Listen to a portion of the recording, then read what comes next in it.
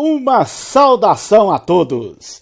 Meu nome é Emerson Borges. Sou bacharel em História e por mais de 20 anos fui ministro religioso. Sou o escritor deste livro, A Bíblia sobre Escrutínio.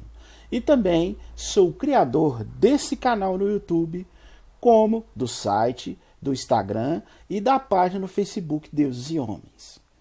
Muitas pessoas me perguntam como foi essa minha mudança de cristão para ateu. Eu sempre digo às pessoas que ninguém nasce cristão. Quando nascemos, somos como uma página em branco, que com o tempo vai sendo preenchida, em grande parte, pelo ambiente em que somos criados e as pessoas que convivem conosco. No meu caso não foi diferente. Visto que nasci em uma família cristã, fui doutrinado desde criança a seguir o cristianismo. Durante o tempo que fui ministro religioso, sempre tive minhas dúvidas e questionamentos. Mas ninguém se torna ateu da noite para o dia. Esse é um processo muito longo de estudo, pesquisa e reflexão. Da mesma forma que se leva tempo para sermos doutrinados pela religião, leva tempo também para nos livrarmos das amarras mentais criadas para nos manter submissos a determinada doutrina religiosa. Baseado na minha experiência pessoal, formulei um diagrama que ilustra de uma maneira muito interessante essa longa caminhada do ser humano, da crendice e superstição rumo à razão. Eu dividi essa caminhada em 10 fases, ou estágios, como degraus de uma escada. Ao acompanhar esse vídeo, faça uma reflexão sobre em que fase você se encontra atualmente. E me diga isso nos comentários. Conte-me em que degrau dessa escada da vida você está. E acompanhe até o final do vídeo, onde eu vou dizer em que estágio me encontro nessa caminhada. Muitos me consideram um ateu, mas eu não me vejo como um ateu ainda. Você vai entender no final do vídeo. O primeiro estágio, ou fase, eu costumo chamar de fase do cristão fundamentalista. O cristão fundamentalista, ele acredita muito em Deus e em cada palavra que está na Bíblia, literalmente.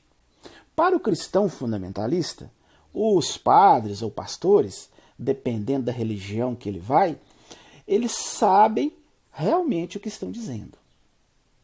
Porém, o cristão fundamentalista, depois de observar e refletir sobre diversos relatos da Bíblia, como cobras e jumentas falando, uma pessoa ficar 3 dias dentro da barriga de um peixe e sair vivo, o homem ser criado do barro, a mulher de uma costela, a luz ser criada antes do sol, um dilúvio global que cobriu até o Monte Everest, com mais de 8.000 metros de altura, todas as espécies de animais do mundo, incluindo o urso polar, o panda, o canguru, o mico-leão dourado, o lêmure, entre outros, que só se encontram em lugares específicos do nosso planeta, todos vivendo por mais de um ano dentro de uma arca bem menor que um transatlântico moderno. A Terra não fazer o seu movimento de rotação, dando a impressão que o Sol ficou parado no céu por horas, sem fazer sua trajetória rumo ao entardecer, entre outros exemplos. Ao analisar e refletir sobre tudo isso, o cristão fundamentalista, que está na fase 1, ele começa a passar para o segundo estágio, ou a fase 2, que eu costumo chamar de fase do cristão metafórico. O cristão metafórico, ele acredita muito em Deus. E a Bíblia, para o cristão metafórico, é a palavra de Deus. Mas, é claro que, para ele, existem alguns trechos que são apenas metáforas. Para o cristão metafórico, os padres e pastores sabem o que estão dizendo. Porém, o cristão metafórico, depois de observar e refletir sobre vários relatos da Bíblia que apoiam a escravidão, o machismo, a homofobia, a xenofobia, a injustiça, a violência, o extermínio de nações inteiras, incluindo mulheres e crianças e até mesmo os animais. Inocentes pagando pelo erro de outras pessoas. Entre outros relatos. Então, o cristão metafórico, ele passa a refletir sobre tudo isso e começa a chegar ao estágio 3, ou a fase 3, que eu costumo chamar de fase do cristão desconfiado.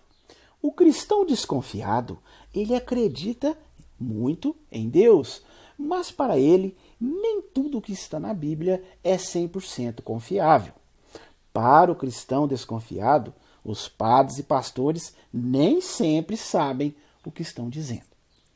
Porém, o cristão desconfiado, depois de observar e refletir sobre tantos escândalos envolvendo padres em casos de pedofilia, pastores extorquindo descaradamente as pessoas de boa fé e acumulando grandes fortunas, estabelecendo verdadeiros impérios dentro da mídia, ministros religiosos que roubam, enganam, mentem, traem, não vivem o que pregam, entre outros exemplos.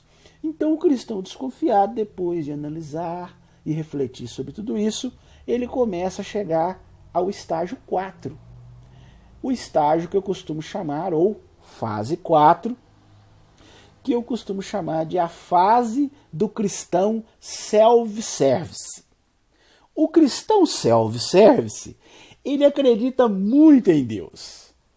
Para ele, Deus é amor.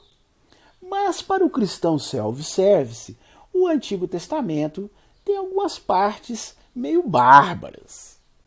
Para o cristão self-service, tem muitos padres e pastores que são hipócritas e que enganam as pessoas. Porém, o cristão self-service, depois de analisar que a maior parte do Velho Testamento não passa de uma coleção de mitos e lendas dos judeus, cheios de costumes e práticas repulsivas que refletem a mentalidade dos povos primitivos da época, ao analisar e refletir sobre isso, ele começa a chegar no estágio 5, ou na fase 5, que eu costumo chamar de a fase do cristão Novo Testamento. O cristão Novo Testamento, ele acredita muito em Deus e na Bíblia, mas só no Novo Testamento. Para o cristão Novo Testamento, Jesus é amor.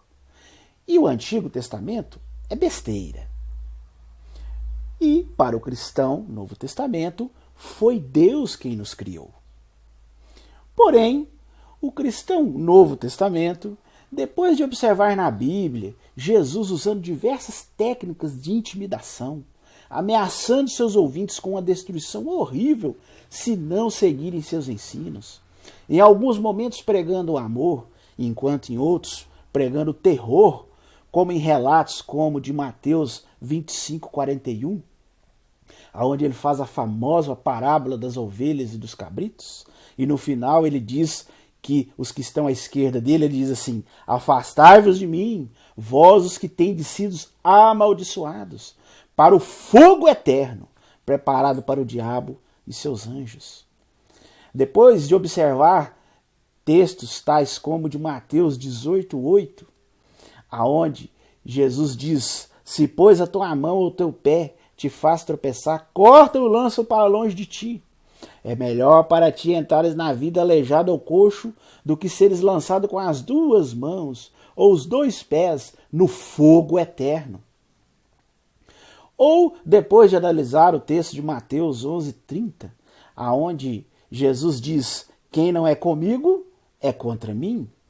Ou depois de analisar textos tais como de Mateus 10:37, onde Jesus diz: quem ama o pai e a mãe mais do que a mim, não é digno de mim.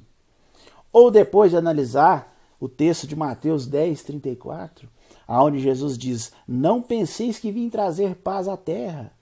Não vim trazer paz, mas a espada. Ou textos como de Lucas 14:26, que diz: quem se chegar a mim e não odiar seu pai, mãe, esposa, filhos, irmãos e irmãs, sim, até mesmo sua própria alma, não pode ser meu discípulo. Então, o cristão Novo Testamento, depois de refletir e analisar todas essas passagens da Bíblia, ele começa a chegar no estágio 6, ou na fase 6, que eu costumo chamar de fase do religioso místico. O religioso místico, ele acredita em Deus. Mas, para o religioso místico, Jesus, apesar de ter sido um grande homem, ele não era um Deus. Ele não era um ser divino. Essa história de Jesus condenar quem não crê nele ao fogo do inferno é um absurdo para o religioso místico. Para o religioso místico, a Bíblia é só um monte de besteiras. Mas para ele, foi Deus quem nos criou. Porém, o religioso místico, depois de conhecer e refletir muito sobre o darwinismo e as esmagadoras evidências em favor da evolução, como os inúmeros registros fósseis, como o homem de Tomai, encontrado no Chad, na África Central, como Selá, descoberta em 2000 na Etiópia, como a Lucy, descoberta em 1974, além de vários achados fósseis da família dos Australopithecus, dos Neandertais, do Cro-Magnon, entre outros, provando de forma consistente que nosso planeta já abrigou espécies diferentes das que existem hoje, fornecendo indícios de parentesco entre eles e os seres vivos atuais, ao observarmos, em muitos casos, uma modificação contínua evidente das espécies. Além de outras evidências, como a adaptação, a capacidade do ser vivo em se ajustar ao ambiente, uma vez que, por seleção natural, indivíduos portadores de determinadas características vantajosas, como a coloração parecida com a de seu substrato, possuem mais chances de sobreviver e transmitir a seus descendentes tais características. Assim, ao longo das gerações, determinadas características vão se modificando, tornando-se cada vez mais eficientes. Como exemplos da adaptação por meio da seleção natural, temos a camuflagem e o mimetismo, sem falar nas analogias e homologias, estruturas análogas, os órgãos vestigiais, a evidência molecular e as pesquisas genéticas que têm demonstrado que o código genético do ser humano é muito semelhante ao do chimpanzé, por exemplo, com 98,7% do código genético do homem, igual ao do chimpanzé, e a semelhança com outros primatas chegando a 98,3%. Então, o religioso místico, diante de tantas evidências, ele começa a refletir e ele começa a chegar ao estágio 7, ou a fase 7, que eu chamo a fase do religioso esotérico. O religioso esotérico, ele acredita em Deus, mas não aquele Deus com a grande barba branca que vive no céu. Ele acredita num Deus de todas as religiões. Para o religioso esotérico, nós somos frutos da evolução. Mas para ele, a evolução foi guiada por Deus.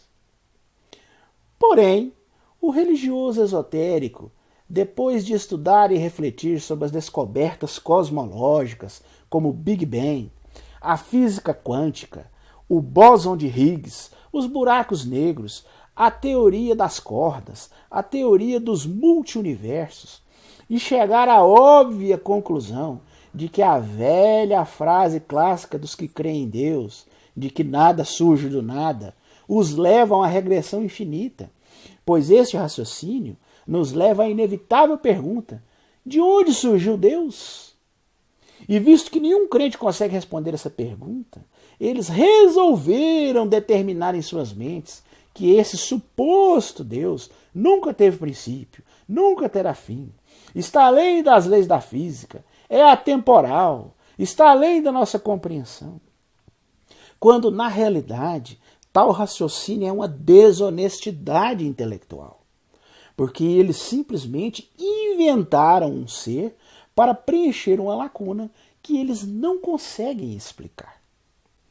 Então, o religioso esotérico, depois de refletir e analisar sobre tudo isso, ele começa a chegar ao estágio 8, ou a fase 8, que eu chamo de a fase do religioso nova era. O religioso nova era, ele não acredita em um Deus pessoal, mas em uma energia, uma força cósmica impessoal.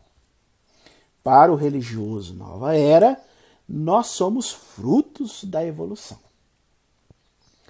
Porém, o religioso nova era, depois de chegar à óbvia conclusão de que energia é só aquilo que faz você pagar a conta no fim do mês e se mede em quilowatts-hora, ou joules, ou calorias, e força cósmica é apenas um eufemismo, então ele chega, depois de refletir sobre isso, ele chega ao estágio 9, ou na fase 9, que eu chamo de fase do agnóstico ateísta. Para o agnóstico ateísta, não há nenhuma evidência de divindades. Assim, tudo indica que elas não existem. Portanto, para o agnóstico ateísta, a conclusão óbvia é de que realmente divindades não existem. Porém, se novas evidências surgirem, o agnóstico ateísta pode repensar. Porém, o agnóstico ateísta, depois de perceber que novas evidências da existência de uma deidade nunca surgirão, ele, depois de refletir sobre isso, ele chega finalmente ao estágio 10, ou a fase 10, que eu costumo chamar de fase do ateu convicto. Para o ateu convicto, Deus não existe e jamais surgirá alguma evidência de que divindades existem. Nesta longa caminhada que nós vimos nesse vídeo, eu pessoalmente me encontro na fase 9. Eu me considero um agnóstico ateísta. Por um simples fato. Para mim, o conhecimento atual da humanidade, diante da imensidão do cosmos, é muito limitado. Nós vivemos aqui nesse planetinha e não temos condições nem de sair daqui para conhecer outros sistemas, outras estrelas, outras galáxias. Então, nós estamos como que aprisionados nesse pequeno planeta. O ser humano, com todo o esforço, toda a tecnologia, há algumas décadas atrás, ele custou ir ali na Lua, que é o satélite natural do nosso planeta. Agora estão querendo ir a Marte, que é o planeta mais próximo aqui do nosso planeta, que está, como se diz, praticamente aqui do lado. Mas mesmo assim, o homem já enviou alguns robôs para lá, algumas naves, e por enquanto eles estão com medo de enviar humanos, pois é muito perigoso, mesmo com toda a tecnologia que existe hoje. Eles estão ainda tentando organizar uma viagem para Marte, que duraria de 7 a 8 meses só para ir. E isso na data certa, onde os planetas estão mais próximos. Só que depois de Marte tem Júpiter, tem Saturno, tem Netuno, tem Urano, depois sai do nosso sistema solar. Aí tem outros sóis, outras estrelas. Cada estrela que a gente vê no céu durante a noite é um sol, como o nosso. Só que estão longe, por isso que a gente vê só aquele pontinho pequeno no céu. Então existem bilhões e bilhões de estrelas, bilhões e bilhões de galáxias. Então realmente, nós, seres humanos, o nosso conhecimento é muito limitado. Nós sabemos muito pouco ainda. Então, na minha opinião, eu não posso afirmar com absoluta convicção de que jamais surgirá alguma nova evidência que possa mudar o nosso entendimento. Mas a questão é que Até o momento, não existe evidência.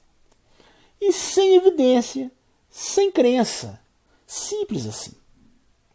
E você aí? Em que fase você se encontra? Em qual degrau dessa longa caminhada você está? Diga aí para nós nos comentários. E não se esqueça de dar o joinha aí no nosso vídeo. Estoure esse like aí de joinhas. Isso é muito importante para nós. Se inscreva em nosso canal. Compartilhe o vídeo com todos os seus contatos. E não se esqueça de acionar o sininho de notificações. Se você desejar adquirir o meu livro, eu vou deixar aqui na descrição desse vídeo os links aonde você pode adquiri-lo. E se você desejar assistir os outros vídeos da série, que nós já fizemos mais de 30 vídeos, eu vou deixar aqui também na descrição desse vídeo os links aonde você pode assisti-los. Bem, esse era o assunto que nós iríamos analisar hoje. Eu desejo a todos uma boa semana e até o nosso próximo vídeo.